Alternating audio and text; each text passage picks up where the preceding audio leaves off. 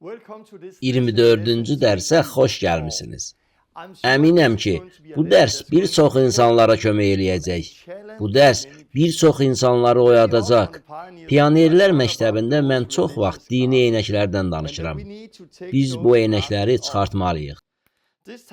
Bu dərsdə söhbət təkcə din eynəklərindən getməyəcək.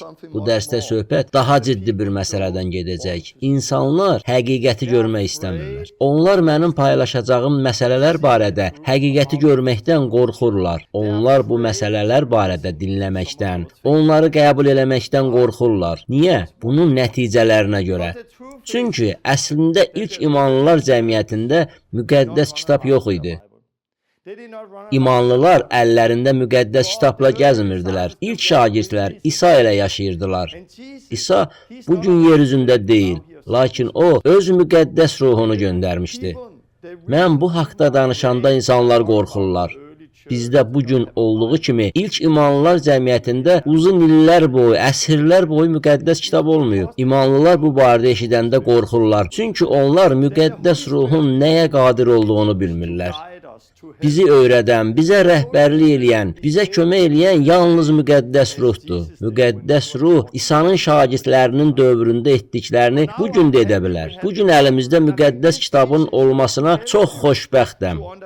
Bu dərs sizə Allahın kəlamını anlamağa və onu düzgün tərzdə oxumağa kömək eləyəcək. Çünki bu dərsdə araşdıracağımız məsələ fəsillər və ayələrdir. Fəsillər və ayələr müqəddəs kitabı korlayıblar. Çünki bugün biz ayələri kontekstdən çıxarıb oxuyuruq. Biz körpələrin vəftizi, dillər və onda bir haqda danışacağıq. Fəsil və ayələr adlarını çəkdiyim bu mövzulara aid həqiqi təlimi məhv ediblər və saxta ilahiyyat yaradıblar. Buna aid sizə müxtəlif nümunələr göstərəcəyəm. Sizə bunu qəbul eləmək çətin olacaq, bilirəm. Amma bu dərsi siz bəyənəcəksiniz.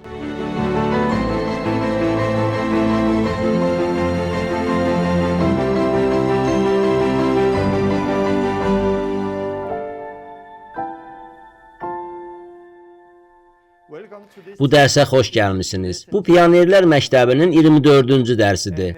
Bugün keçən dərsdə qaldığım yerdən davam eləyəcəm. Bu həqiqətən maraqlı olacaq. Keçən dəfə mən müqəddəs kitab barədə, müqəddəs kitabı necə başa düşmək haqqında danışdım. Biz qanun müəllimlərinə, fariseylərə nəzər saldıq. Onları ilk imanlılar cəmiyyəti, ilk şagirdlər və onların həyat tərzi ilə müqayisə elədik. Sonra biz kəlam haqqında danışdıq. Biraz fəsillər və ayələr haqqında da danışdıq. Dedim ki, müqəddəs kitab bir çox cəhətdən məhv edilib. Çünki biz müqəddəs kitabı fəsillər və ayələrə böldük. Müqəddəs kitab veriləndə fəsilsiz və ayəsiz idi. Ayrı-ayrı kitablardan, məktublardan ibarət idi. Bir çox insanlar ötən dərsə aid mənə yazdılar. Həmin dərs onların xoşuna gəldi. İnsanların o dərslə bağlı müxtəlif suallar yarandı. Mən bu suallara baxıb sonra davam eləmək istəyirəm. Suallardan biri bu idi. Hansı müqəddəs kitab tərcüməsindən istifadə edirəm? Çünki bu sualı verən şəxs Kral Jamesin tərcüməsindən istifadə edir. O mənim hansı tərcümədən istifadə etdiyimi soruşur. Mən müqəddəs kitabın Danimarka dilinə tərcüməsini istifadə edirəm. Çünki mən Danimarkadanam. Danimarkalıyam və illər boyu müqəddəs kitabı Danimarka dilində oxumuşam. Sizə bunu demək istəyirəm. Siz özünüz də bunu çox aydın görəcəksiniz. Bu, əslində müqəddəs kitabın hansı tərcüməsindən istifadə etməyinizdən asılı deyil. Əsas məsələ Allahın kəlamının tam mənzərəsini anlamaqdır. Əsas məsələ müqəddəs ruhun sizi öyrətməsidir. Çox imanlıları görmüşəm ki, onları müqəddəs kitabın düzgün tərcüməsi narahat edir. Halbuki, onların həyatlarının bir çox sahələrindən görünür ki, onlar tam mənzərəni anlamayıblar. Şəxsən mən tam mənzərəni anlamışam. Nəticədə dini eynəklərimi çıxartdım. Müqəddəs kitabı yeni bir şəkildə başa düşdüm. Bu çox böyük bir vəhy oldu. Lakin bu, müqəddəs kitabın düzgün tərcüməsindən istifadə etməyimin nəticəsində baş vermədi. Xeyr, mən müqəddəs kitabı düzgün hissələrə bölməyi öyrəndim. Bu, müqəddəs kitabın hansı tərcüməsindən istifadə etməyimizdən daha vacibdir. Amma belə desəm də, müxtəlif tərcümələrə baxmaq yaxşıdır. Mümkün qədər çox tərcümələri götürün və onları sadəcə oxuyun. Ancaq tərcümələr ən vacib məsələ deyil. Başqa bir sual. Bu sual mənim təlimimlə bağlıdır. Sanki mən demişdim ki, müqəddəs yazılarda olan fəsillər və ayələr az qala şeytandandır. Belə dediyimi xatırlamıram. Amma bu sual yazan adam bunu anlamaqda çətinlik çəkdi. Çünki mən özüm müqəddəs yazıların ayələrinə istinad edirəm. Cavab budur. İsa özü müqəddəs yazılara istinad edirdi. Peter müqəddəs yazılara istinad edirdi. Paul müqəddəs yazılara istinad edirdi. Onlar əhd-i ətiqə istinad edirdilər. Onların hamısı müqəddəs yazılara istinad edirdilər. Müqəddəs yazılara istinad etməkdə problem yoxdur. Ancaq sizə fərqi göstərmək istəyirəm. Fərq ondadır ki, onlar müqəddəs yazılara istinad edəndə sözləri kontekstdən çıxarmırdılar. Onlar bütöv mətni oxuyurdular. Onlar mətnə düzgün tərzdə, düzgün kontekstdə istinad edirdilər. Amma bizim tanıdığımız xristianlığın bünövrəsində bütöv mənzərə deyil, tanıdığımız xristianlığın bünövrəsində kontekstdən çıxarılmış ayələrdir. Problem də elə bundadır. Bu dərsdə bunu çox aydın izah edəcəyəm. Çünki tezliklə müxtəlif mövzulara, müxtəlif ayələrə nəzər salacağıq. Bu ayələri bir çoxlarınız təkrar eşitmisiniz. Bir çox ayələr var ki, bunlar kilsələrdə təkrar istifadə edilir. Ancaq bu dərsdə bildiyinizi əmin olduğunuz müqəddəs kitab ayələrini əslində nə qədər səhv başa düşdüyünüzü görəcəksiniz. Çünki ayələr kontekstdən çıxarılıb.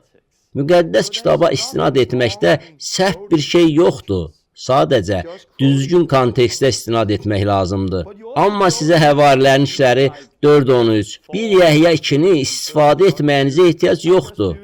Mən bunu indi sizə kömək etmək üçün edirəm. Ancaq ilk şagirdlər bunu etmirdilər. Onlar mətnə olduğu kimi istinad edirdilər. Başqa bir nəfər mənə belə yazıb. Bir çox kilsələr müqəddəs ruhun onları qəribə təcrübələrə sövq etdiyini deyərək müqəddəs yazılardan uzaqlaşırlar. Onlar bunu demirlər, amma biz görürük. Deyirlər ki, müqəddəs ruh onları bu və ya digər işlərə sövq edir. Bütün bunları Məsihdə azadlığın adı ilə edirlər. Halbuki müqəddəs kitab bizi bunlardan ehtiyatlı olmağımızı xəbərdar edir. Ağacı meyvələrindən tanıya bilərik. Bununla bağlı bir şey demək istəyirəm. Mənim təlimim, keçən dəfəki dərsim də bir çox insanı qızıqlandıracaq və bir çox insanı qızıqlandırır da. Mən deyəndə ki, ilk şagirdlərin indi bizdə olduğu kimi müqəddəs kitabı yox idi, insanlar çaşbaş qalırlar. Onlar bizim kimi əllərində müqəddəs kitab gəzdimirdilər.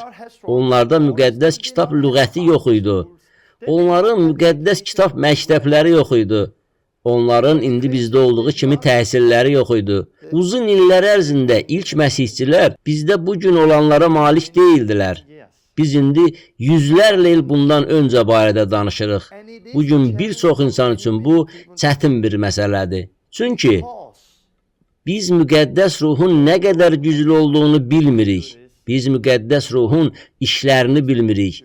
Bir çoxları müqəddəs ruha malik olduqlarını düşünürlər. Əslində isə müqəddəs ruh onlarda yoxdur. Birazdan bu barədə ətraflı danışacağam. Öz həyatımdan bir misal. Mən 20 il əvvəl yenidən doğulanda, Allahı tanıyanda, ruhdan doğulanda müqəddəs ruh mənə öyrətməyə başladı və mən kəlamı sevdim. Mən kəlamı çox sevirəm. Amma mən elə bir kilsəyə gəlmişdim ki, orada, açığını desəm, o qədər də sağlam təlim yox idi. Mən daha çox və daha əsaslı təlim axtarmağa başladım. Bir gün mən digər ifratda olan qeyri-xarizmatik, tam diqqəti müqəddəs ruha yönəltməyən insanlarla tanış oldum. Bir çox sahələrdə onların dedikləri mənim xoşuma gəlirdi. Çünki bu daha dərin təlim idi. Uzun müddət buradakı insanları dinləməyə başladım. Bu ilk dəfə idi ki, əsl ətlə qidalanırdım. Bu mənim üçün çox faydalı bir qida idi. Mən həmin o insanların bəziləri ilə əlaqədə olmağa başladım. Sonra bir çox il bundan əvvəl bir konferansa getdim. Mən Danimarkada düzgün təlimin əhəmiyyətini vurğulayan insanlarla bir yerdə idim. Onlar daim deyirdilər, düzgün təlim, hər şeyi sınayın, düzgün təlim, kəlamın dərinliyinə getməliyik. Onlar həqiqətən təlimə böyük əhəmiyyət verirdilər. Əvvəllər getdiyim kilsədə bu belə deyildi. Amma bunlarla görüşəndə şoka düşdüm. Çünki mən düşünürdüm ki, bu düzgün təlimə əsaslanan adamlar Allahla açıq, düzgün həyat sürürlər. Ora gələndə isə ancaq onların çoxlu danışmaqlarını eşidirdim. Orada müqəddəs ruh işləmirdi. Şəfa yox idi. Cinlərdən azad etmək yox idi. Peyğəmbərlik yox idi. Orada müqəddəs ruhun olduğunu görmürdüm. Sanki müqəddəs ruhu kənar etmişdilər.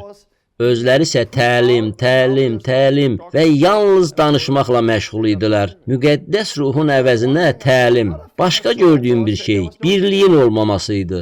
Düzgün təlim keçən insanlar bir-biri ilə razılaşa bilmirdilər. Mən əvvəlcə düşünürdüm ki, onlar sadəcə oturub müqəddəs kitabı öyrənirlər. Sonra bu müqəddəs yazılarda birliyə gələcəklər. Çünki müqəddəs kitab belə deyir. Amma gördüm ki, belə deyil. Çox məyus oldum. Amma Allah məni istiqamətləndirirdi. Mənə müəyyən şeyləri öyrətməyə, gözlərimi açmağa davam edirdi. Pionerlər məktəbində mən bunları sizinlə bölüşmüşəm. Öyrəndiyim əsas məsələlərdən biri də müqəddəs ruhun gerçək olmasıdır. İndi biz qəribə təzahürlər olduğu saxta ruhlardan danışmırıq. Müqəddəs ruhdan, əsl müqəddəs ruhdan danışırıq. O bizə həqiqəti öyrətməyə qadirdir. Müqəddəs ruh heç bir müqəddəs kitab məktəbinin, heç bir müqəddəs kitab kollecinin, heç bir təhsilin bizə verə bilmədiyi şeyləri bizə verə bilər. Müqəddəs ruh bunu edə bilər. İsa Yəhyə 16-da müqəddəs ruh haqqında danışarkən müqəddəs ruhdan danışır. Bunları özünüz də oxuya bilərsiniz. İsa bunu 7-ci ayədə deyir. Mən sizə həqiqəti söyləyirəm. Mənim getməyim sizin xeyrinizədir. Gəlin burada dayanaq. İsa 3 il şagirdləri ilə birlikdə olub, onlara yaxın olub, onlara şəxsən nə isə öyrədirdi. O 3 il onları öyrədirdi. Sonra isə onları bir yerə çağırıb dedi, mən sizə həqiqəti söyləyirəm. Heç İsa yalan danışıbmı? İsa heç vaxt yalan danışmayıb. Bəs niyə o, mən sizə həqiqəti söyləyirəm deyirdi? Çünki onun dediklərini başa düşmək şagirdlər üçün çox çətin idi. Həqiqət nədən ibarət idi? İsa'nın getməyi onlar üçün xeyirdir. Bu gün də yenidir. Mən sizə həqiqəti deyirəm. Sizə təkcə müqəddəs kitab məktəbi lazım deyil. Sizə yalnız müqəddəs kitab lazım deyil. Sizə təkcə ali dini məktəb lazım deyil. Sizə başqa bir şey də lazımdır. Sizə müqəddəs ruh lazımdır. İsa dedi, mən sizə həqiqəti söyləyirəm, mənim getməyim sizin xeyrinizədir. Çünki getməsəm, vəsadətçi yanınıza gəlməz, amma getsəm, onu sizə göndərəcəyəm. O gələndə günah, salihlik və mühakimə barədə dünyanı ifşa edəcək. Günah, salihlik və mühakimə barədə bütün dünyanı müqəddəs ruh ifşa edəcək. Sonra İsa davam edərək deyir, hələ sizə söylənəcək çoxlu sözüm var, amma indi bunların ötəsindən gələ bilməzsiniz. Lakin o, həqiqət ruhu gələndə sizə hər həqiqətə yol göstərəcək. Beləliklə, İsa deyirdi ki, onun göndərəcəyi vəsadətçi, onun kimi onlara kömək olacaq. Müqəddəs ruh İsa'dan zəif deyil. Müqəddəs ruh İsa'dan pis deyil. Əslində, İsa'nın getməsi bizim xeyrimizə idi. Niyə? Çünki İsa bugün yer üzündə olsaydı, biz onu görmək üçün İsrailə getməli olardıq. İsa yatmalı və çox şey eləməli idi. Xeyr, siz onunla görüşə bilməzdiniz. İsa müəyyən yerdə, müəyyən vaxt olmalı idi. Lakin İsa gedəndən sonra müqəddəs ruhu göndərdi. Müqəddəs ruh bizi öyrətməyə, bizə rəhbərlik etməyə qadirdir. Müqəddəs ruhun etdiyi işlər barədə biz burada oxuyuruq. O vəsadətçidir. O günah, salihlik və mühakimə barədə dünyanı ifşa edəcək. O sizə hər həqiqətə yol göstərəcək. Nə eşidirsə onu söyləyəcək. O məni izzətləndirəcək. Bunları İsa dedi.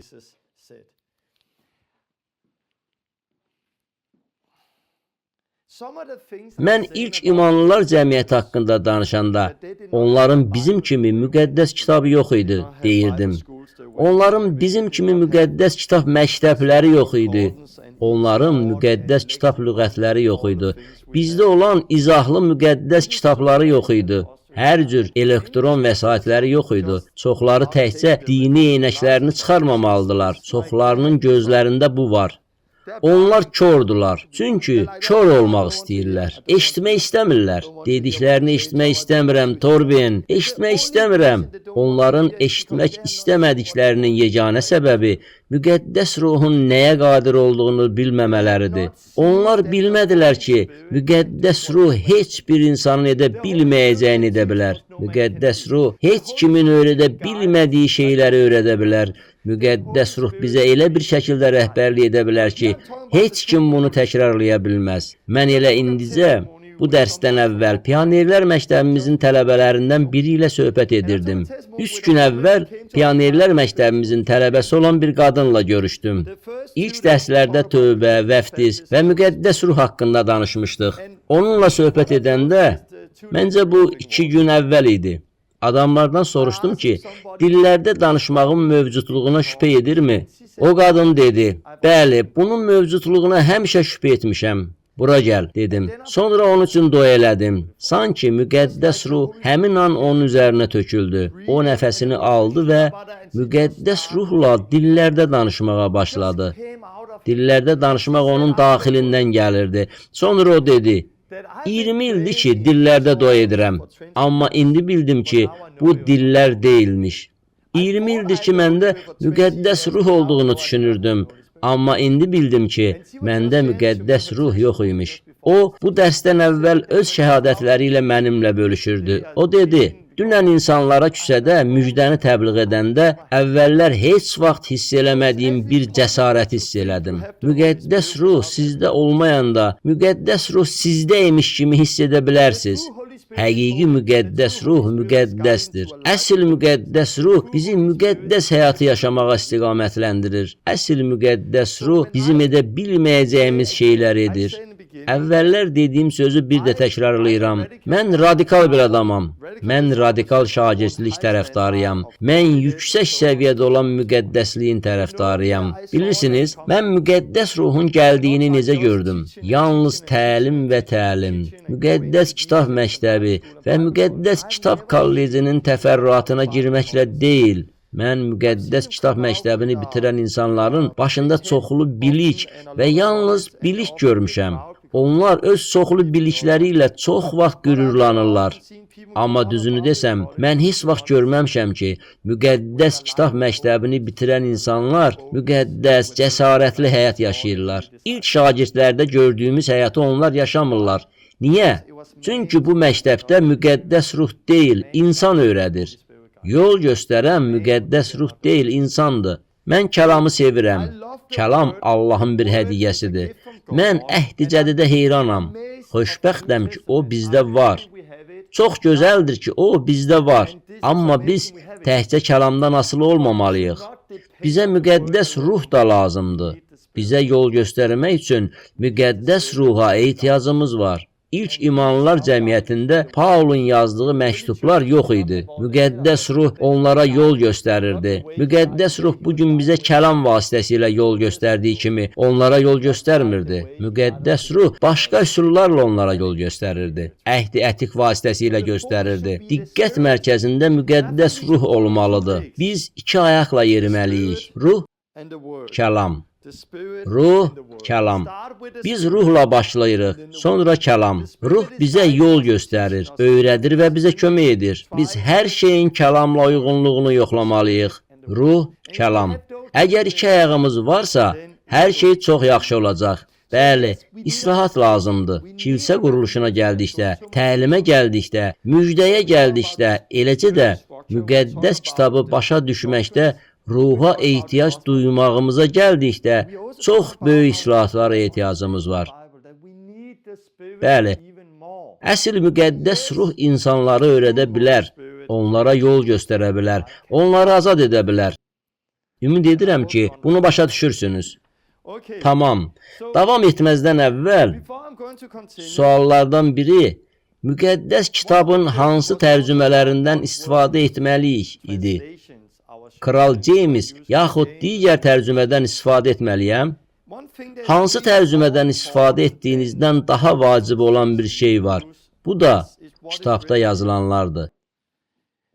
Özünü Allaha sınaqdan keçmiş, həqiqət kəlamını doğruluqla işlədən anlaçıq bir işçi kimi təqdim etməyə çalış. Bizə lazım olan şey budur. Həqiqət kəlamını doğruluqla işlədək. Bu nə deməkdir? Bilirəm ki, müxtəlif tərcümələri var. Amma həqiqət kəlamını doğruluqla işlətmək nə deməkdir? Kəlama ehtiyacımız var. Amma müqəddəs kitabın bir hissəsini oxuyanda onun kim tərəfindən yazıldığını, kimə ünvanlandığını bilməyimiz lazımdır. Mətni kontekstdə başa düşməliyik. Fəsillər və ayələrdə problemlər var. Bunlar kəlamı doğruluqla işlətməyə mane olur. Biz hansı əhd olduğumuzu nəzərə almalıyıq. Yeni əhd yoxsa köhnə əhd? Oxuduğumuz mətn qanunun dövrünə aid idimi? Oxuduğumuz sözlər kimə aiddir? Mətn çarmıxdan əvvəl yoxsa çarmıxdan sonra yazılıb? Biz kəlamı doğruluqla işlətməliyik. Amma bugün müqəddəs kitab telefon məlumat kitabına çevrilib. Əsl telefon məlumat kitabına əvvəllər istifadə etdiyimiz telefon məlumat kitabını götürürdük. Lazım olan nömrəni tapırdıq. Müqəddəs ruhun köməyi ilə tam mənzərəni görməyə əvəzinə, müqəddəs kitabı olduğu kimi oxumaq əvəzinə onlar yalnız özlərinə lazım olan ayələri tapırlar. Yaxşı, davam edək. Ümid edirəm hazırsınız. Mən müqəddəs yazıdan 2 sitat gətirəcəyəm. Həvarilərin İşləri kitabında Paul və Sila zindanda olarkən müqəddəs ruh gəlib onları həbsdən azad elədi. Həbsxana rəisi onlardan soruşdu: "Ağalar, xilas olmaq üçün nə etməliyəm?" Onlar dedilər: "Rəbb İsa'ya iman et, sən də ev əhlində xilas olarsınız." Burada Paul və Silanın ona dediklərini oxuyuruq. Rəbb İsa'ya iman et, sən də ev əhlində xilas olarsınız. İndi isə müqəddəs yazının başqa yerindən Qalatiyalılara məktubdan sitat gətirəcəyəm. Siz hamınız Məsih İsa'ya olan iman vasitəsilə Allahın övladlarısınız. Burada müqəddəs kitabdan 2 hissə var.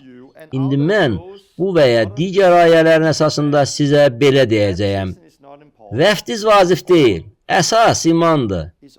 Xilas üçün əsas imandır, vəftiz vacib deyil. Əslində mən Qalatiyalılara məktubdan daha çox ayələr nümunə yetirə bilərəm. Məsələn, yad olan müjdəni vəz etməyin. Biz qanunla deyil, imanla salih sayılırıq. Ey dərrakəsiz Qalatiyalılar, sizi kim tilsimlədi? Və s. Bu müqəddəs kitab ayələrini, eləcə də Qalatiyalılara məktubdan ayələri istifadə edərək, mən indi belə deyəcəyəm. Vəftiz xilas üçün gərək deyil, vəftiz əməldir. Biz isə əməllərlə salih sayılmırıq, imanla salih sayılırıq. Biz imanla Allahın övladları oluruq. Vəftiz olunanlar deyil. Məsihə iman edənlər xilas olacaqlar. Çoxunuz heç vaxt başa düşməyəcəksiniz ki, indi dediklərim müqəddəs kitabın dəhşətli səhv şərhidir. Əslində, indi mən müqəddəs kitabı səhv şərh elədim. Mətni, ayələri kontekstdən çıxarıb, yanlış şərh elədim. Bu ayələri səhv şərh edərək dedim ki, xilas üçün iman lazımdır, vəftiz isə zəruri deyil. Bu, səhv şərhdir. Niyə? Diqqətlə baxsaq görəcəyik ki, əslində bu ayələrin mətni vəftizdən bəhs edir. Ayə belədir: Rəbb İsa'ya iman et, sən də ev əhlində xilas olarsınız. Mətn bununla bitmir. Növbəti ayə deyir: Sonra həm ona, həm də onun ev əhlinə Rəbbin kəlamını bildirdilər. Gecənin bu vədəsində baş mühafizəçi onları götürüb yaralarını yudu. Sonra həm özü, həm də ev əhli dərhal vəftiz oldu. Həvarilərin işləri 16:32. Ayə belədir: Rəbb İsa'ya iman et, sən də ev əhlində xilas olarsınız. Bu ayəyə istinad edərək xilas üçün vəftizin deyil, imanın əhəmiyyətini vurğulaya bilərəm. Amma konteksti oxuyanda görürsünüz ki, onlar kəlamı bildirdilər. Çünki insanlar nəyə inanmalı olduqlarını bilməlidirlər. Sonra onlar vəftiz olundular. Bu ayə ilə də vəziyyət eynidir. Mən indicə bir ayə götürdüm. Ona istinad elədim. Əslində isə bu ayə həqiqətin yarısını bildirir. Ayəyə belə istinad etməklə mən yalan söylədim. Siz hamınız Məsih İsa'ya olan iman vasitəsilə Allahın övladlarısınız. Fikir bununla bitmir. O iman vasitəsilə Allahın övladları olan kimlər haqqında danışır? Növbəti ayəni oxuyuruq. Çünki vəftizdə Məsihlə birləşən hamınız Məsihə bürünmüsünüz. Görürsünüz, bu nə qədər sadədir. Mən cəmi 2 ayə götürdüm. Bu 2 ayəyə əsaslanaraq mən yad müjdə təbliğ edə bilərəm. O müjdəni ki, vəftizin xilas üçün zəruri olmadığını deyir. Mən bunu deyəndə heç kim düşünmədi ki, bunda səhv bir şey var. Ancaq əvvəldən müqəddəs kitabı tam şəkildə bilsəniz, onu kitab-kitab oxusanız, konteksti bilsəniz, bu 2 ayənin təkcə imandan deyil, vəftizdən də bəhs etdiyini dərhal biləcəksiniz. Çünki iman ilə vəftiz birlikdədir. Qalatiyalılara məktubdan olan ayə deyir: Biz qanun altında deyilik. Paulun Qalatiyalılara qanuna tabi olmamaq haqda söylədiyi sözün vəftizlə heç bir əlaqəsi yox idi. Çünki Paulun məktubla müraciət etdiyi insanlar artıq vəftiz olunmuşdular. Onların hamısı imana gələndə vəftiz olundular. Ümid edirəm ki, bunu görürsünüz. Bu, bir çox nümunədən biridir. Bugün internetə girib, vəftiz lazımdırmı?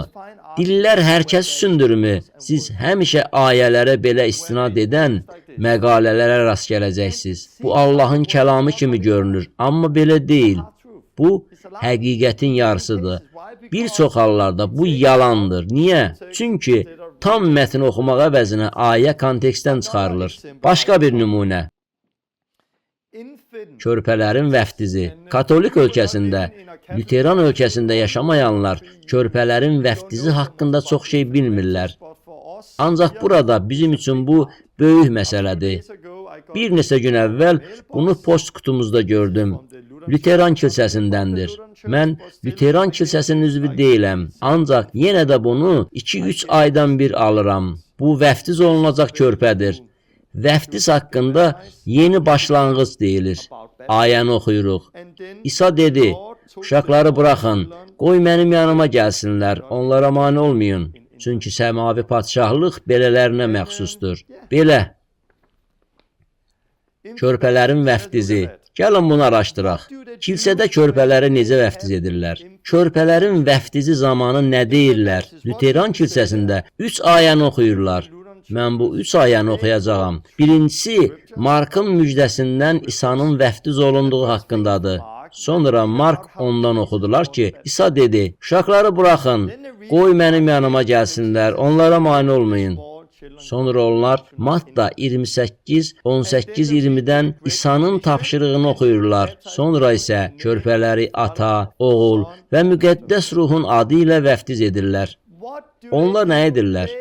Onlar ayələrə istinad edirdilər. Amma onların etdikləri kimi müqəddəs kitabdan ayələrə istinad etmək olmaz. Birincisi,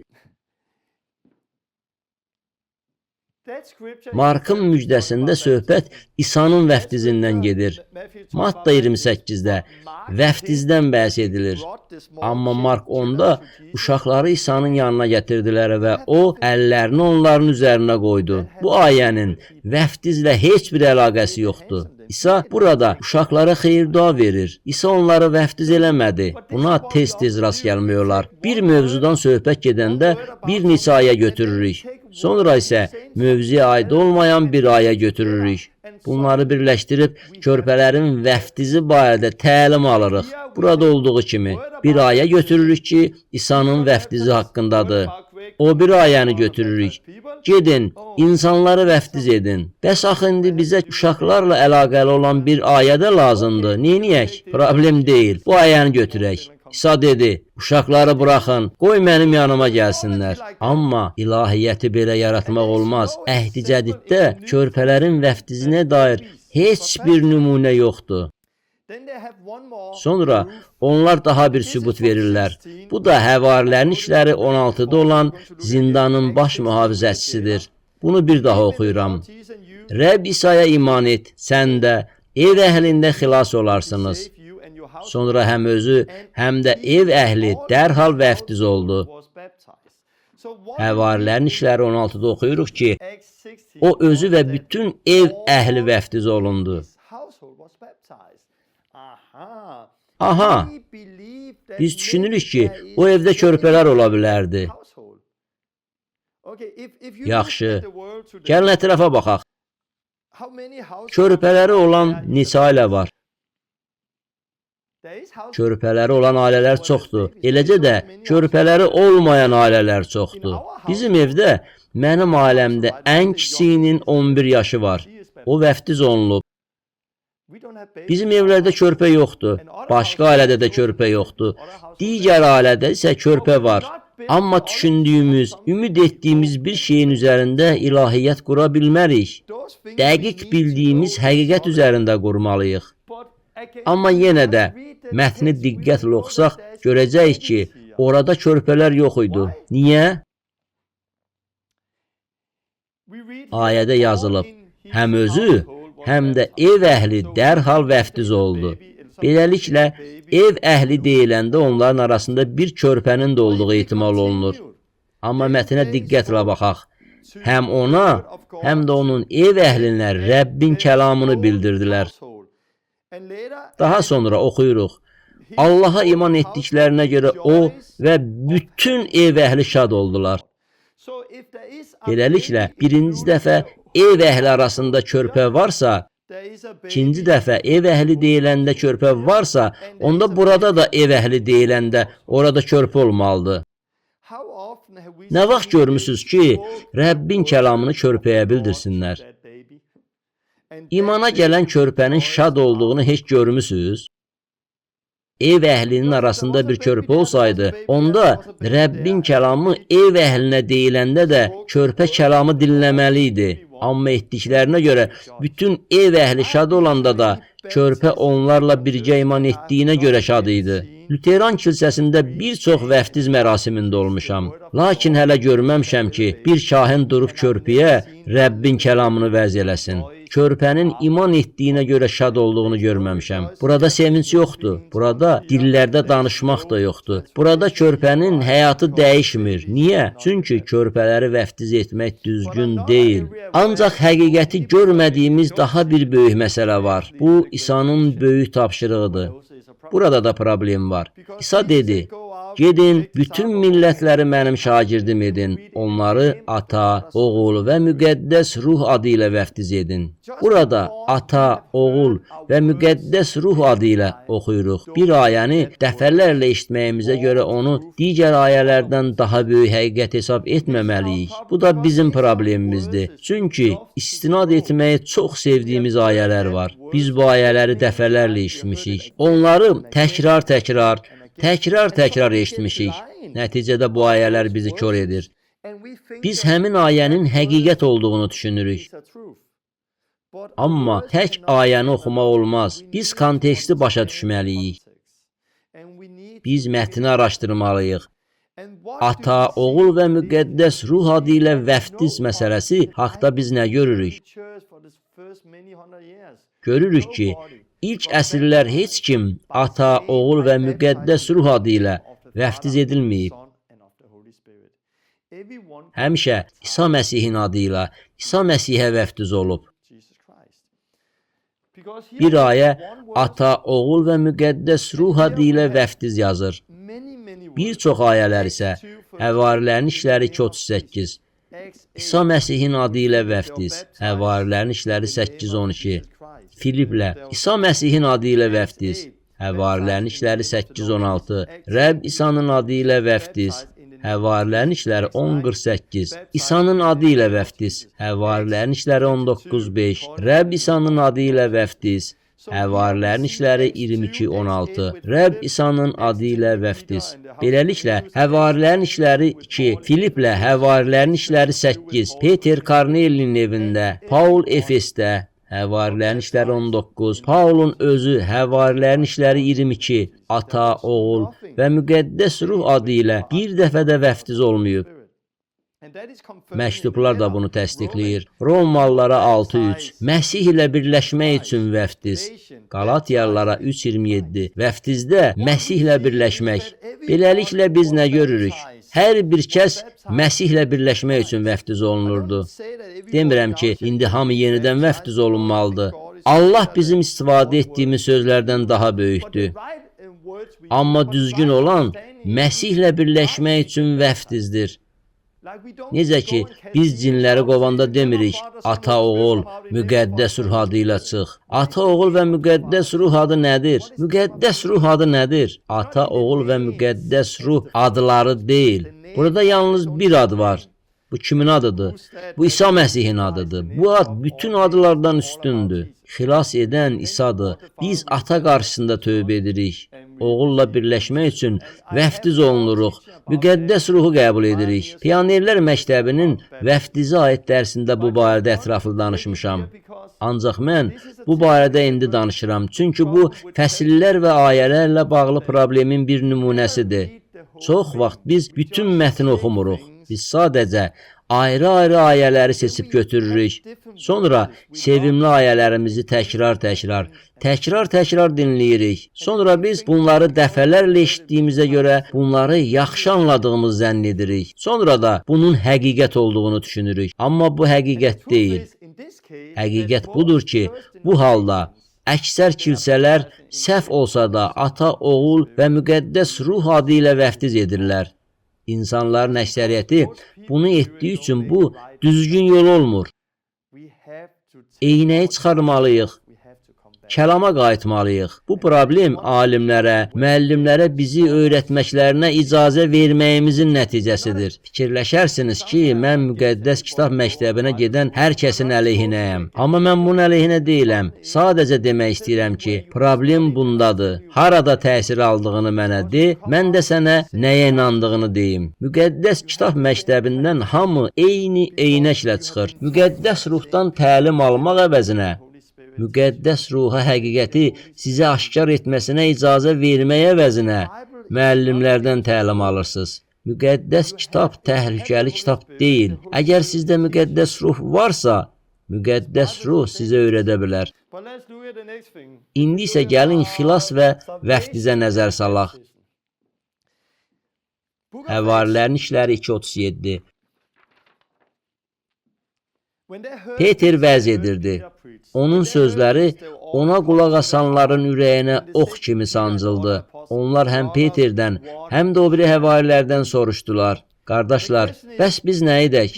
Sual budur. Bugün insanlar bu sualı versələr, biz nə edək? Biz xilas olmaq üçün nə edək? Biz nə edək? Cavabında çoxları bu ayəni oxuyacaqlar. İsa'nı qəbul etmək duasını elə. Çünki müqəddəs kitabda deyilir, əgər sən İsa'nın Rəbb olduğunu dilinlə iqrar edib, Allahın onu ölülər arasından diriltdiyinə ürəkdən inansan, xilas olacaqsan. Məsihçilərin əksəriyyəti bu ayəni oxuyacaq. Ona görə yox ki, biz müqəddəs kitabda bunu edən kimsəni görürük. Müqəddəs kitabda xilas üçün İsa'nı qəbul etdirən, duanı edən bir nəfər də yox idi. Heç kim demədi, bu duanı söylə və xilas olacaqsan. Siz bunu ilk imanlılar cəmiyyətində, eləcə də bir çox əsrlər boy tapa bilməzsiniz. Bu, cəmi 100 il əvvəl icad olunub. Bəs məsihçilər xilas üçün bu duanı etmək lazım olduğunun nəticəsinə necə gəliblər? Səbəb fəsil və ayədir. Məsihçiləri müjdəçilik üçün istifadə olunan vərəqələrə çox öyrəşdiriblər. Burada insanların xilas olması üçün ayələrə istinad edilir. Çoxları həmin bu ayələri istifadə edirlər. Düşünürlər ki, bu əslində Romalılara 19-da deyilənlərdir. Lakin yox, Romalılara 19 iman etməyən, xilasa ehtiyac duyan bir şəxsə aid deyil. Artıq iman etmiş şəxsə aiddir. Vəftiz olunmuş şəxsə aiddir. Müqəddəs ruhu qəbul etmiş şəxsə aiddir. Siz bu barədə Romalılara 6-cı və 8-ci fəsillərdə oxuya bilərsiniz. Romalılara 19 ayəsi İmanlılar barədə danışır. Bu ayədən əvvəl Musanın qanununa riayət etməkdən gələn salihlik haqqında yazılıb. Qanunla yeni əhd arasındakı əlaqədən və sair haqda söhbət gedir. Əvvəllər xilas Musaya inanmaqdan gəlirdisə, indi İsa'ya inanmaqla xilas mümkündür. Xilas inanmaq və inanmağa davam etməkdir. Beləliklə, əgər siz iman etməkdə və etiraf etməkdə davam etsəniz, bugün xilas olacaqsınız. Bu bizə yenidən doğulanlara aiddir. İmanlı olmayanlara isə bu aid deyil. Çünki qeyri-məsihçilər əvvəlcə tövbə etməlidirlər. İsa'nı qəbul etdirən duanı oxumaq kifayət deyil. Onlar vəftiz olunmalıdırlar. Onlar müqəddəs ruhu qəbul etməlidirlər. Bugün müqəddəs kitabın problemi budur ki, biz müqəddəs kitabı düzgün şəkildə hissələrə bölmürük. Biz imanlılara yazılan sözləri götürüb qeyri-məsihçilərə tətbiq edirik. Bir nümunəyə baxaq. Deyək ki, mən evlilik üzrə məsləhətçiyəm. Mən evliliklərində problem olan insanlara məsləhət verməkdə çox yaxşıyam. Bəzən evli olmayan, amma həyat yoldaşı tapmaq istəyən gənc bir oğlana məktub yazıram. Bəzən yeni münasibət quran və evlənmək istəyən cütlüklərə yazıram. Bəzən yeni evli olan, lakin bəzi başlanğıc problemi olanlara yazıram. Bəzən isə həqiqətən nikahları yaxşı olan və problem yaşamayan nikah cütlüklərinə məktub yazıram. Bəzən böhranda olan bir kəsə yazıram və ya yoldaşını yenicə itirmiş dul bir kəsə yazıram. Birinci onlar mənə məktub yazırlar, sonra isə mən ona cavab yazıram. Biz yazışırıq. Mən onlardan məktub alıram və cavab verirəm. Onlar da məktub alır və cavab verirlər. Fərqli insanlara fərqli sözlər yazıram. Minlərlə məktub yazıram. Sonra vəfat edirəm. 20 ildən sonra bəzi insanlar məktublarımın bəzilərini tapırlar. Əslində onlar məktublarımın yaxşı olduğunu düşünürlər. Onlar nə edirlər? Məktublarımı bir kitaba toplayırlar. Bütün məktubları deyil, yalnız bir neçəsini. Özdəki sualı verən məktubları kitaba daxil etmirlər. Yalnız sual olan məktublara yazılmış cavab məktublar kitaba daxil edilir. Yalnız sual məktubunu yazan və məndən cavab məktubunu alan insanlar söhbətin nədən getdiyini tam bilirlər. Bir neçə ildən sonra bəziləri mənim məktublarımı fəsillərə və ayələrə bölmək qərarına gəlirlər. Sonra mənim yazdığım məktublara istinad edən bir çox evlilik məsləhətçiləri olur. Hamısı mənim məktublarıma istinad edirlər. Heç biri də bir-biri ilə ümumi razılığa gəlmir. Hər kəs tamamilə fərqli şeylər öyrədir. Baxmayaraq ki, hamısı mənə istinad edir. Niyə? Çünki onlar ayrı-ayrı məktublardan sözlərimi götürüb istifadə edirlər. Bəyəndikləri ayəni götürürlər. Bəyənmədiklərinə fikir vermirlər. Hər ayəni kontekstdən çıxarırlar. Nəticədə onlar mənə istinad edərək demək istədikləri hər bir sözə dəstək tapa bilərlər. Amma evlənmə fikrində olan bir gəncə dediklərim 15 il nikahda olan cütlüklərə dediklərimlə eyni deyil. Yenicə evlənmiş birinə dediklərim arvadını yenicə itirmiş dul kişiyə deyəcəklərimlə eyni deyil. Fərqli insanlara dediklərim fərqlidir. Bəs indi insanlar nə edirlər? Bir yerdə olan bir nəfərə dediyim sözü götürürlər, digər yerdə olan başqa bir adama dediyim sözü götürürlər, bunları birləşdirib bir təlim yaradırlar. Sonra da deyirlər ki, Torben bunu öyrədirdi. Amma öyrətdiyim şey bu deyildi. Bu, müqəddəs kitabın problemidir. Biz bunu demişik. Biz kitabları bir yerə yığdıq. Bu yaxşıdır. Ancaq sonra onu fəsil və ayələrə böldük. İndi isə daha bütöv mənzərəni görmədən öyrədirik. Bu sahədə islahat olmalıdır. Biz qayıdıb yenidən bütöv mənzərəni görməliyik. Pionerlər məktəbində bunu etməyə çalışdım. Bəli, mən ayələrdən istifadə edirdim. Lakin Pionerlər məktəbinin məqsədi sizə Allahla yaşamaq öyrətmək idi. Müqəddəs ruh sizi öyrədib sizə kömək etsin. Məqsəd sizi Məsihə yaxınlaşdırmaqdır. Müqəddəs ruh gəlib sizə o həyatı versin. Siz bütöv mənzərəni görəsiz. Dini eynəkləri çıxarasınız. Başa düşə biləsiz. Xilas olmaq üçün Romalılara 19 ayəsinə istinad edən hər kəs müqəddəs kitabı anlamır. İlk imanlılar cəmiyyətində bir nəfər belə İsa'nı qəbul etmə duasını etdirmirdi. Kəlamda bunu tapa bilməzsiniz. Lakin insanlar hələ də Romalılara 19-a istinad etməyə davam edirlər. Çünki həqiqəti görmək istəmirlər. Onlar kör olmaq istəyirlər. Bilirəm ki, sizi qızıqlandırıram. Adamlar xilas olmaq üçün nə etməliyik sualını verəndə nə deməliyik? Peterin sözləri ilə cavab verməliyik. Onlar sual verdilər. Peter cavab verdi. Bu sualı eşidəndə biz də həmin cavabı verməliyik. Bu suala başqa kitabdan bir ayə ilə cavab verməməliyik. Peterin cavabı belə idi. Tövbə edin, hamınız İsa Məsihin adı ilə vəftiz olun. Onda günahlarınız bağışlanacaq və bəxşiş olaraq müqəddəs ruh alacaqsınız. Bu çox aydındır. Amma sonra adamlar deyirlər, Torben, sən vəftiz barədə həddən çox danışırsan. Güya vəftiz xilasın bir hissəsidir. Vəftiz olunmadan şagird kimi yaşaya bilməzsiniz və s. Bəli, mən bunu deyirəm. Niyə? Çünki müqəddəs kitab bu barədə çox aydın yazır. Yox, Torben. Çünki və sonra deyirlər, o ayələr məşhur deyil. Bugün internetə girib, xilas üçün vəftiz lazımdırmı yazsanız, cavabların yarısı bu ayədən, yarısı isə bu ayədən olacaq. Amma əlimdə olan ayəni heç vaxt oxumayacaqlar. Bunu özünüz sınayın, gülməli bir nəticə görəcəksiniz. Google-da yazın, xilas üçün vəftiz lazımdırmı? Xeyr, lazım deyil, deyən bir məqaləni açın. Bu ayənin kontekstdən çıxarıldığını görəcəksiniz. Çünki bu əslində vəftizdən bəhs edir. Və bu ayənin kontekstdən çıxarıldığını görəcəksiniz. Çünki bu da vəftizdən bəhs edir. Sonra bu ayədə kontekstdən çıxarılır. 1-ci Korinfillər 1:17. Paul deyir, axı Məsih məni vəftiz etməyə deyil, müjdəni yaymağa göndərdi. Məsihin çarmıxı boşa çıxmasın deyə müjdəni müdrik sözlərlə yaymıram. Görürsən, Torben, bu ayəyə bax. Məsih məni vəftiz etməyə göndərməyib. Bunu Paul deyir. Məsih məni vəftiz etmək üçün yox, çarmıxı təbliğ etmək, Məsihi təbliğ etmək üçün göndərib. Amma Paulun dediyi bu deyil. Paul vəftiz etmirəm demir. Mətni kontekstdə oxumaq lazımdır.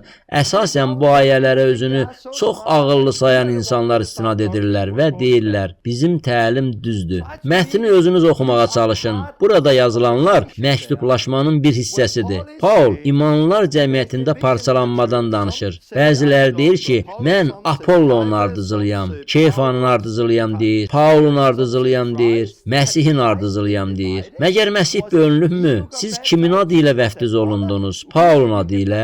Kimin adı ilə vəftiz olunmuşdunuz? Xeyr, siz Məsihin adı ilə vəftiz olundunuz. Beləliklə, orada söhbət onların kimin adı ilə və kim tərəfindən vəftiz olunduqlarından gedir. Onlar bunu müzakirə etdilər. Sonra Paul deyir, mübahisəni dayandırın. Məsih məni vəftiz etməyə deyil, müjdəni yaymağa göndərdi. Paul heç kimi vəftiz etmədiyini söyləmədi. O dedi, xoşbəxtəm ki, orada sizin kimləri vəftiz etməmişəm. Bəli, mən o adamı və onun ev əhlini vəftiz etmişəm. Başqasını və onun ev əhlini vəftiz etmişəm. Digərlərini vəftiz etmişəm. Paul əslində adamları vəftiz edirdi. Lakin bu məsələ barədə danışarkən belə demişdi. Mən də belə demişəm. Kanadada bilirsiniz nə baş verdi? Biri gəlib dedi ki, Torben, istəyirəm ki, məni sən vəftiz eləyəsən. Orada mən tövbə, suda vəftiz və müqəddəs ruhda vəftiz haqqında müjdəni təbliğ etmişdim. 130 nəfər vəftiz olunmaq istəyirdi. Biri isə yanıma gəlib dedi: Torben, mənə lazımdır ki, məni məhz sən vəftiz edəsən. Bilirsiniz ona nə cavab verdim? Məsih məni vəftiz eləmək üçün yox, müjdəni təbliğ etmək üçün göndərdi. Bu o deməkdir ki, o suda vəftiz olunmamalıdır. Xeyr, o suda vəftiz olundu. Vəftiz müjdənin bir hissəsidir, amma onu mən vəftiz eləmədim. İnsanlar gəlib mənə deyəndə ki, Torben, məni sən vəftiz elə. Mən hər dəfə bu ayələrə istinad edərək deyirəm, xeyr, insanlar vəftizdə birləşdikləri Məsihə deyil, vəftiz edən şəxsə diqqət yetirirlərsə, deməli onlar düzgün düşünmürlər.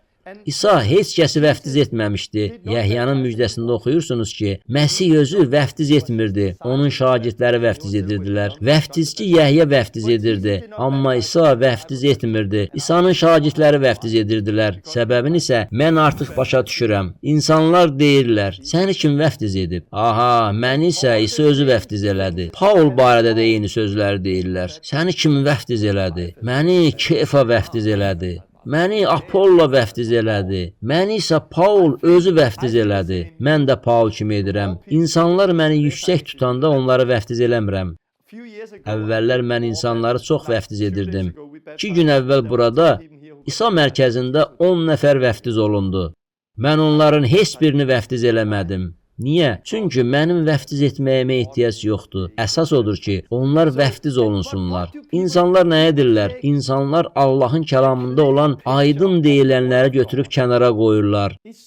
Dini eynəkləri çıxarıb bütün kitabı olduğu kimi oxusanız, sizə hər şey aydın olacaq. Bütün İncili oxuyun.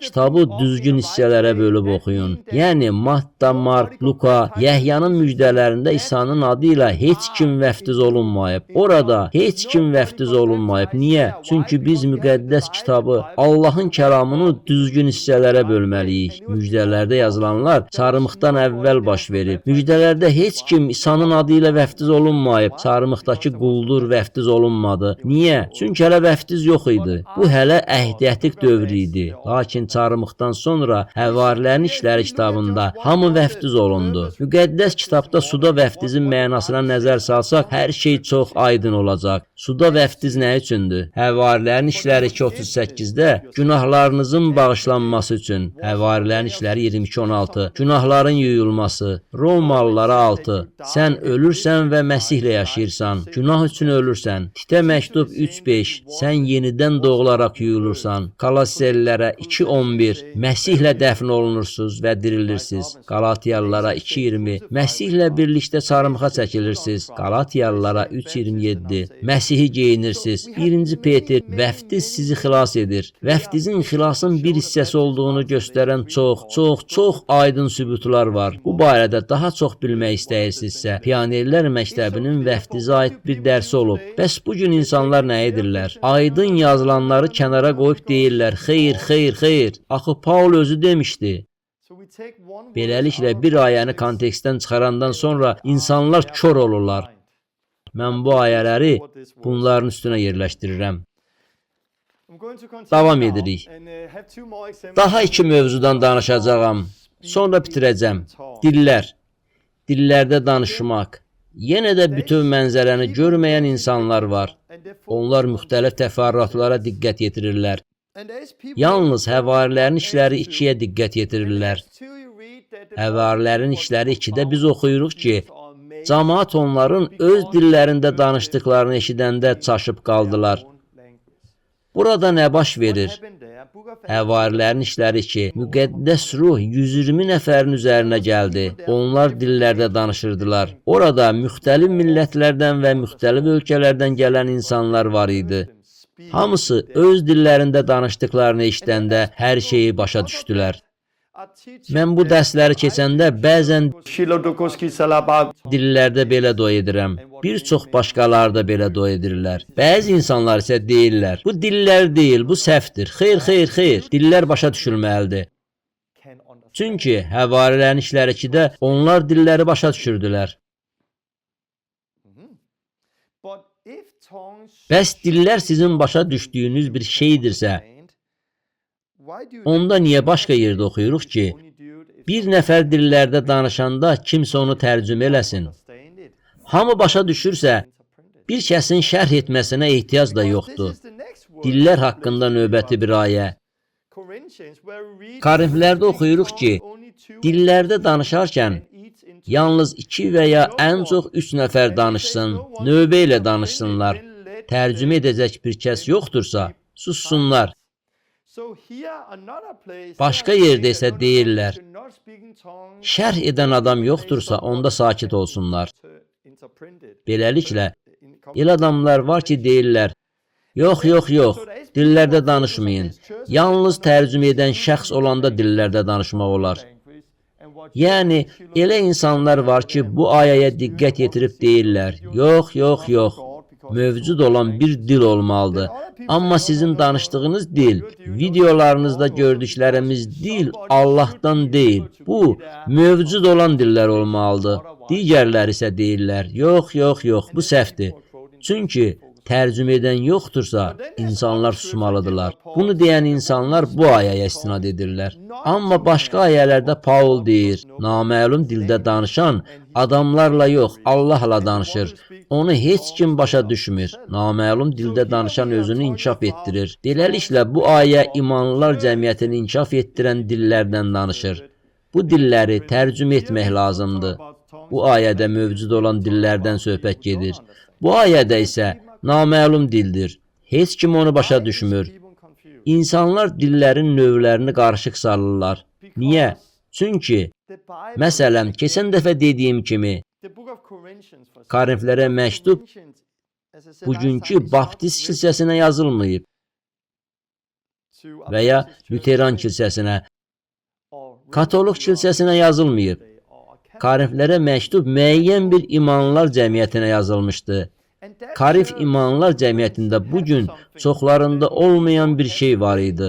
Bugünkü imanlıların Korintdəki imanlılarla başlanğıc nöqtəsi eyni olmadığından müqəddəs kitabı başa düşmürlər. Kitabda hazırlar. Korintlərə məktub müxtəlif dilləri başa düşən imanlılara yazılmışdı. Burada söhbət dillərin növlərindən gedir. Korintlərə 12:10-da dillərin müxtəlif növlərini görəcəksiniz. Burada 3 fərqli dil növündən söhbət gedir. Daha sadə desək, 4 növ dil var. Dillər sadəcə dillər deməkdir. Mən indi bir dildə danışıram. Dillərdə danışıram. Bu ayədə onların danışdığı dili hamı başa düşürdü. Onlar bu dili öyrənib danışmırdılar. Bu ayə isə dillərin fərqli növündən yazır. Bu dildə danışan çox yüksək səslə sözünü deyir. Belə bir toplantıda olsanız və kimsə uca səslə dillərdən danışandan sonra gözləyin. Çünki kimsə bunu tərcümə edəcək. Bu ayə isə özümüzü inkişaf etdirən şəxsi dillərdən danışır. Bu, hər bir kəs üçündür. İnanıram ki, Pentikos günü bayramında onlar şəxsi dillərdən danışır və hamı onları başa düşdü. Gəlin izah edim. Fərqli dillərin olduğunu bilməyəndə bu ayələrin arasında aza bilərsiniz. İnsanlar müqəddəs ruhla vəftiz olunanda, ruhu qəbul etdikdə ruh onları doldurur və onlar dillərdə danışırlar. Bir görüşə gələndə də belə olur. Bəzən kimsə naməlum dildə uca səslə danışır. Bundan sonra kimsə onu tərcümə etməlidir. Mən bunu öz təcrübəmdə görmüşəm.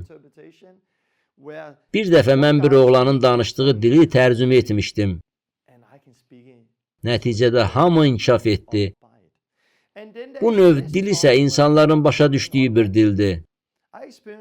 Sizə başqa bir güclü şəhadət danışım. Yarım il əvvəl mən alış-verişə getdim.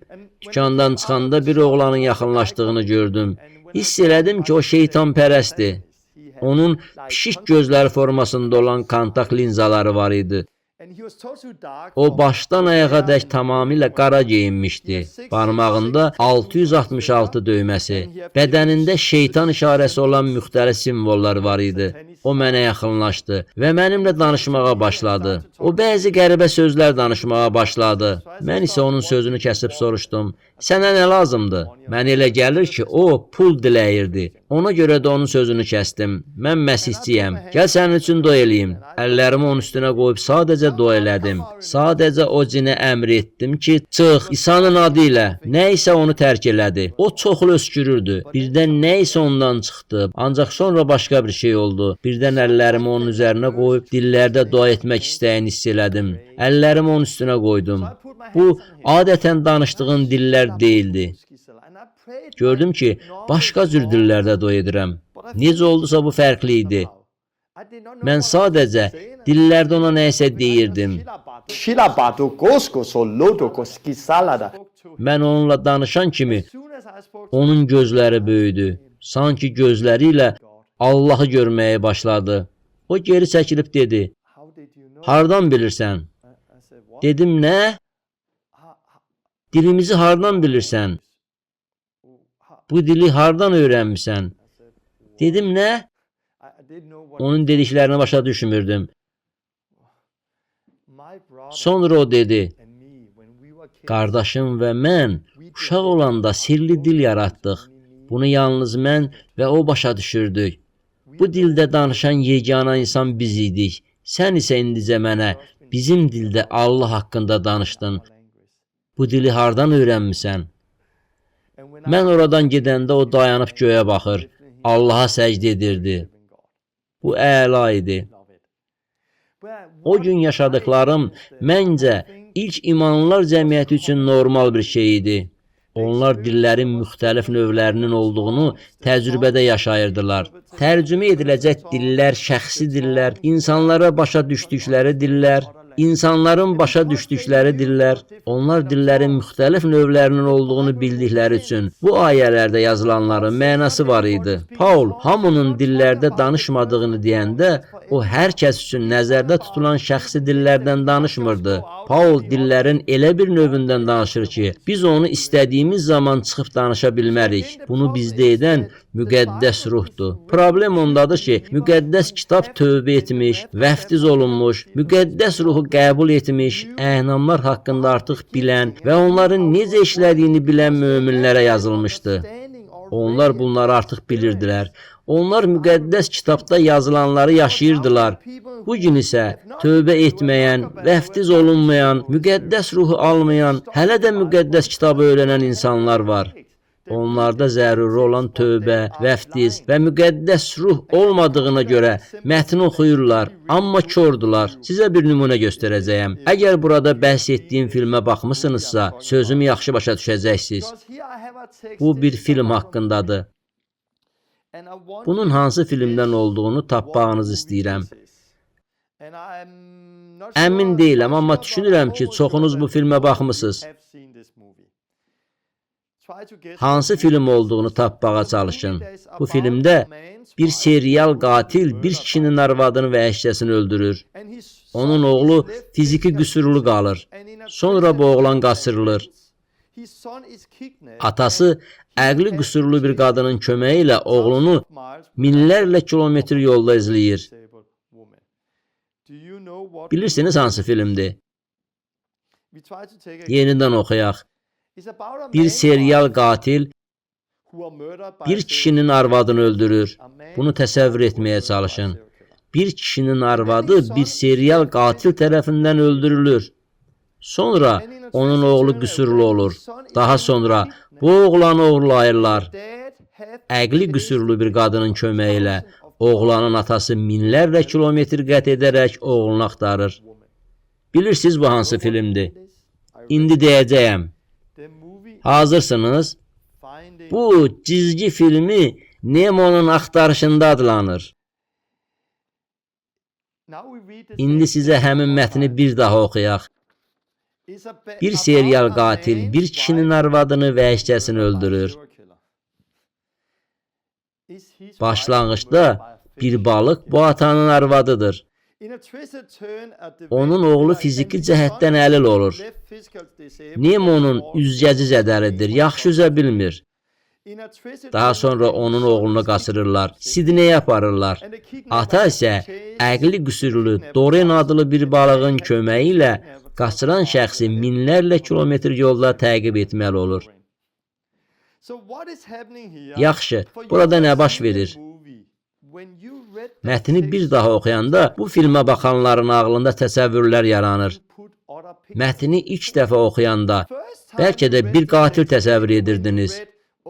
Qatil bir kişinin arvadını belə öldürür. Oğlan qaçırıldı sözlərini eşidəndə avtomobilə qoyulub uzaqlaşan oğlanı təsəvvür edirdiniz. Fiziki qüsurlu olan oğlan, əli arabasında oturan bir oğlanı təsəvvür edirdiniz. Mətni oxusanız da mətni başa düşmədiniz. Amma bu şəkili görəndə baxdığınız filmi xatırladınız. Sonra eyni mətni yenidən oxuyanda artıq mətn sizin üçün tamamilə başqa məna kəsb edir. Bu müqəddəs kitabla da eynidir. Sizə yenidən doğulmaq lazımdır. Sizə müqəddəs ruh lazımdır. Sizə gedib bu həyatı yaşamaq lazımdır. Gedin və xəstələrə şəfa verin, cinləri qovun, insanları Məsihə gətirin. Lazım olanı edin. Çünki lazım olan edəndə, müqəddəs ruhun rəhbərliyi ilə həyatı yaşayanda, müqəddəs kitab sizin üçün canlanır. Sizə yeni məna açılır. Pionerlər məktəbində mən məhz bunu etməyə çalışıram. Gəlin bir neçə dəqiqə daha vaxt ayırıb onda bir haqqında danışaq. Təxminən 10 dəqiqə ərzində. Onda bir haqqında danışmağımın səbəbi odur ki, çoxları məndən soruşur. Torben, xahiş edirəm, onda bir haqqında danış. Buna görə də mən bununla dərsi bitirəcəm. Bəlkə siz bu ayəni bilirsiniz. Bu xüsusilə illər əvvəl olduğum kilsədə təkrar oxunan bir ayədir. Siz böyük lənətə düçar oldunuz, çünki bütün millət, hamınız məndən oğurlayırsınız. Bütün onda birlərinizi ambara gətirin ki, məbədimdə ərzaq olsun. Malaki 3:12. Bir çox illər əvvəl getdiyim kilsədə bu ayə təkrar oxunurdu. Hər bazar günü olmasa da, bir çox kilsələrdə, bəzi bazar günlərində kilsənin saytında bu ayəni oxuyursunuz. Söhbət gəlirinizin 10%-ni kilsəyə verməkdən gedir. Söhbət verməkdən gedir. Bütün onda birlərinizi ambara gətirin. Ambar isə kilsədir. Bu ayə çoxları üçün çox müqəddəs bir ayədir. Bu ayəyə dəfələrlə istinad edilir. Amma başqa məsələlərdə olduğu kimi ayə təhrif olunur. Bütün gəlirlərinizin 10%-ni yerli kilsəyə gətirin. Söyləmək əslində kəlamı təhrif etməkdir. Ayəni kontekstdən çıxarmaq deməkdir. Çünki bu ayədə söhbət 10%-i yerli kilsəyə gətirməkdən getmir. Söhbət ambara gətirilən onda birdən gedir. Onda bir nədir? Onda bir 100-dən 10 hissə deyil. İndi biz bu barədə daha ətraflı danışacağıq. Amma əvvəlcə bir söz deyim. Adamlar var ki, etiraz edəcəklər. Ay Torben, axı onda birin verilməsi haqqında oxuduğum bu ayə yeganə deyil. Hətta İsa da onda bir barədə danışırdı. Biz İsa'ya itaət etməliyik. Sonra insanlar Luka 11-dən sitat gətirirlər. Burada İsa fariseylərlə danışır. İsa deyir, vay halınıza, ey ilahiyyatçılar və fariseylər, ikizlülər. Çünki siz nanə, şüyüd və zirənin onda birini verirsiniz, lakin qanunun daha vacib işlərini, ədaləti, mərhəməti və imanı atırsınız. Matta 23:23. İsa dindarları, fariseyləri məzəmmət edir. Çünki onlar onda biri versələr də lazım olana, Allahın məhəbbətinə diqqət yetirmirlər. Sonra İsa deyir, amma onda biri verməklə yanaşı, bunları da yerinə yetirməliydiniz. Bu iki ayələrdən aydın görürük. Onda birin əhdi cədidin də dövrünə aid olduğu görünə bilər. Çünki İsa bunu demişdi. Amma gəlin diqqətlə baxaq. Birincisi, İsa burada bu sözləri sizə demir. Mənə demir. İsa bunu yəhudilərə deyir. Həmin yəhudilər onda biri verməli idilər. Onlar ədviyyatın onda birini verirdilər. İsa onlara dedi ki, onlar bunu davam etdirməlidirlər. Niyə? Çünki onda bir heç vaxt pulunuzun, qazancınızın 10% olmayıb ki, siz onu yerli kilsəyə verməlisiniz. Onda bir heç vaxt 10% olmayıb. O dövrdə onda bir böyük bir vergi sistemi olub. Çünki burada söhbət əslində vergilərdən gedir. Siz vergi ödəməlisiniz. Vergini ölkəyə verməlisiniz. Vergi vermirsinizsə, Allahdan uğurlayırsınız. İsa o yəhudilərə dedi ki, onlar vergi ödəməlidirlər. Mən də eləcə, bugün Danimarkada vergi ödəyirəm. Ümidvaram ki, siz də yaşadığınız ölkədə vergi ödəyirsiniz. Əgər siz və mən vergi ödəməsək, bu Allaha qarət eləmək kimi bir şeydir. Çünki bu sistem Allah tərəfindən qoyulub. Mən vergi ödəməliyəm. Vergi əslində onda birdir. Daha da aydınlaşdırmaq üçün belə deyəcəyəm. Onda bir heç vaxt 10% olmayıb. Onda bir böyük bir sistemdir. Qaydalardır. Bunu etməlisiniz. Bunu etməməlisiniz. Onda bir haqqında başqa yerdə belə oxuyuruq. Əgər bir nəfər öz onda bir hissəsini geri satın almaq istəsə, qoy qiymətinə 1/5-ni əlavə edərək ödəsin. Levlilərə 27:31. Əminəm ki, bu ayəni siz dəfələrlə oxumusunuz. Bu ayəni çoxları bilir. Amma bu ayəni kilsədə heç vaxt oxumurlar. Əgər bir nəfər öz onda bir hissəsini geri satın almaq istəsə, qoy qiymətinə 1/5-ni əlavə edərək ödəsin. Növbəti oxuyacağım ayəni də əminəm ki, kilsələrdə heç oxumurlar. Allahınız Rəbbin qarşısında öz isminə məskən seçdiyi yerdə yeyin. Kilsədə oxunmur. Qanunun təkrarı 14:23. Bir ayədə deyir, 1/5-ni əlavə elə. Başqa ayədə isə 1/5 özünüz yeyin yazılıb. Daha bir ayə var. Burada belə oxuyuruq. Hər 3 ilin sonunda, 3-cü ildə bitən bütün məhsulunuzun 1/5 hissəsini çıxarıb şəhərlərinizdə toplayın. Levilər, şəhərlərinizdə olan qəriblər, yetimlər və dul qadınlar qoy gəlib bundan doyunca yesinlər. Qanunun təkrarı 14:28-29. Əgər 1/5 məsələsini diqqətlə araşdırsanız görəcəksiniz ki, 1/5 10% deyil, bu bir sistemdir. İsraillərin ölkəni idarə etmək üçün istifadə etdiyi bir sistem. 1/5 pul deyildi, 1/5 torpağın verdiyi bəhrənin bir hissəsi idi. Buna görə də söhbət ədviyyatlardan, heyvanlardan, torpaqdan gələn şeylərdən gedir. 1/5 haqqında çoxlu qaydalar var idi. Məsələn, əgər siz ambardan uzaqda yaşayırsınızsa, məhsulunuzu satıb pulu özünüzlə götürün. Yerusəlimə gəlin, sonra məhsulları alın və təqdim edin. Bunu verin. Beləliklə, bu böyük bir sistem idi. 1/5 və ya vergini yalnız İsraildə torpağa sahib olan insanlar ödəməli idilər. Yalnız bu insanlar, qəriblər vergi verməməli idilər. Yadelilər vergi və 1/5 ödəməməli idilər. Levilər məbəddə işləyirdilər və buna görə də 1/5 verməli deyildilər. Onlar özləri 1/5-dən özlərinə pay alırdılar. Onlar bu 1/5-lərdən öz 1/5-lərini ödəyirdilər. Bu çoxlu qaydaları olan bir sistem idi. Bugün insanlar müqəddəs kitabı olduğu kimi oxumadıqları üçün bunu bilmirlər. Onlar əhd əhdiqi olduğu kimi oxumurlar. Kitabı oxumurlar. Bu ayələri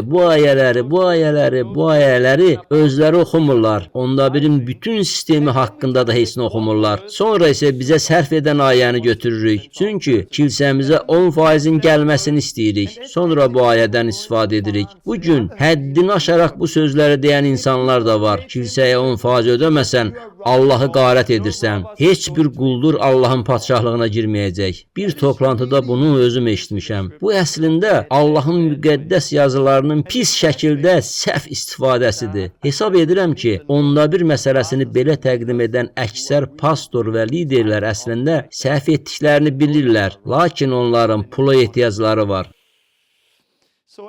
Beləliklə 1/5 yalnız 10% deyil, bu ambara gətirilməli idi. Niyə? Çünki ambarla bağlı böyük bir qaydalar sistemi var idi. Bu yəhudilərə aid idi. Bu yalnız İsraildə torpağa sahib olan insanlara aid idi. Buna görə də İsa oradakı yəhudilərə dedi ki, onlar da 1/5 versinlər. 1/5-ə aid qaydaların bəziləri bunlardır. Onda bir onlar üçündür. Bu yaxşı sistemdir. Lakin onda bir mənə və sənə aid deyil. Amma sən yəhudisənsə və İsraildə torpaq sahibisənsə, onda vergi ödəməlisən. Bu belədir. Əlbəttə, İbranilərə məktubda onda bir aid başqa ayələr də var. Məsələn, İbrahim bir dəfə döyüşlərdə əldə etdiyi qənimətlərdən kahin Melkisedekə onda bir verdi. Lakin bu onda bir haqqında təlim deyil. Burada sadəcə olaraq deyir ki, o padşah olub. Həmin padşaha onda bir verilməli idi. Burada da oxuyursunuz ki, bəzən onda bir 23% olub, bəzən isə 33% olub. Bu onların padşahının olub-olmamasından asılı idi. Bu böyük bir sistem idi. Bugün isə bizim bir padşahımız var. O padşah da İsa'dır. İsa bizim padşahımızdır. İsa deyir ki, biz ona nə verməliyik? Həyatımızı verməliyik. Hər şeyi. Matta 19-da var. Dövləti çox olan bir gənc İsa'dan soruşmuşdu. Mən nə edim? İsa ona qanun və onun ürəyi haqqında söylədi. Onun ürəyində bir problem var idi. İsa ona dedi, əgər kamil olmaq istəyirsənsə, get, əmlakını sat və yoxsullara payla. Onda göylərdə xəzinən olacaq. Sonra qayıt, mənim ardımca gəl. İsa belə dedi. Çünki bu adamın problemi var idi. O var dövləti sevirdi. Bugün kilsələrdə onda biri verən bir çox insan var ki, onların ürəklərində problem var. 10% verirlər. 90%-ni isə özləri üçün saxlayırlar və hər şeyin yaxşı olduğunu düşünürlər. Nə qədər verməliyik? Məncə biz hər şeyi verməliyik. Mən demirəm ki, hamı var dövlətini satıb yoxsullara paylamalıdır. Amma əgər siz vəfdizdə Məsihlə birləşmisinizsə, əgər Məsihlə ölmüşüksə, həyatımızda olan hər şey Məsihə məxsusdur. Hər şey ona məxsusdur. Düşünürəm ki, bizdə belə münasibət olmalıdır. Ey Allah, Rəbb İsa, nə etməyimi istəyirsən? Bəzən İsa adamlara deyirdi, əmlakını sat və yoxsullara payla, mənim ardımca gəl. Bəzən isə belə demirdi. Bəzən insanlar verirlər. Allah sevinclə verəni sevir. Vermək yaxşıdır. Mən kilsədə onda bir verənlərin əleyhinə deyiləm. Demirəm ki, bu günahdır. Vermək yaxşıdır. Amma bunu götürüb qanuna çevirməyimiz problemdir. Belə etməlisən, elə etməlisən, bunu etməlisən və s. İsa sənə nəyi deyirsə, onu da ver. Sən nə barədə vermə deyirsə, vermə. Allaha itaət elə. Hər şey ona məxsusdur. Bu onda bir haqqında cavab idi. Ümid edirəm ki, bu sizə faydalı oldu. Həmçinin, Sonuncu Reformasiya adlı kitabımda onda bir haqqında bir fəsil var, oxuya bilərsiniz. İndi dərsi bitirəcəyəm. Beləliklə, adamlardan nə isə almaq və ya müqəddəs kitabda olmayan bir təlim yaratmaq üçün ayələrdən sui-istifadə barədə bəzi nümunələrlə bölüşdüm. Nə edə bilərik? Sadəcə bu barədə xəbərdar olmalıyıq. Bilməliyik ki, oxuduqlarımız haradan gəlir. Dediklərimi etməyə çalışın. İnternetdə axtarış edərək yazın. Xilas üçün vəftiz lazımdırmı? Oradakı məqalələrdə bu cavabı görəcəksiniz. Yox. Görəcəksiniz ki, bu ayələrə istinad edirlər. Bu ayəni və bu ayəni görəcəksiniz. Bu ayələri görəcəksiniz. Buna görə də bunu bilin. Adamlar vəz edəndə, siz vəzləri dinləyəndə xəbərdar olun. Həmin ayələrin kontekstinə fikir verin və düşünün. Əslində müqəddəs kitab bunu deyirmi? Yaxşı olar internetdə elə bir müqəddəs kitab tapın ki, hər kitabın əvvəlində onun təsviri verilsin. Məsələn, Korinflərə məktubun əvvəlində məktub barədə məlumat verilir. Bu çox yaxşıdır. Həmin məlumatı oxuyun. Sizin müqəddəs kitabınızda belə bir məlumat yoxdursa, bu məlumatı internetdə tapın. Müqəddəs kitabın hər bir hissəsini oxumazdan əvvəl onun barəsində məlumatı oxuyun. Bundan sonra isə həmin kitabı oxuyun. Əvvəldən axıra qədər oxuyun. Sonra fikirləşin. Bu sözləri kim deyir? Paul Korinflilərə deyir. Paul Korinfdəki imanlılar cəmiyyətinə deyir. Bu sözlərin hansıları həmin cəmiyyətə aiddir? Hansıları isə mənə aiddir? Sonra müqəddəs ruhdan xahiş edin ki, sizə öyrətsin. Müqəddəs ruhdan sizə həqiqəti aşkar etməsini xahiş edin. Bunu etməyə başlayanda biz eynəyimizi çıxarırıq və böyük mənzərəni görürük. Yalnız fəsillərə, yalnız ayələrə yox, böyük mənzərəyə baxın. Bu həyatı yaşayın. Onda hər şey dəyişəcək. Pionerlər məktəbində mən elə bunu etməyə çalışıram.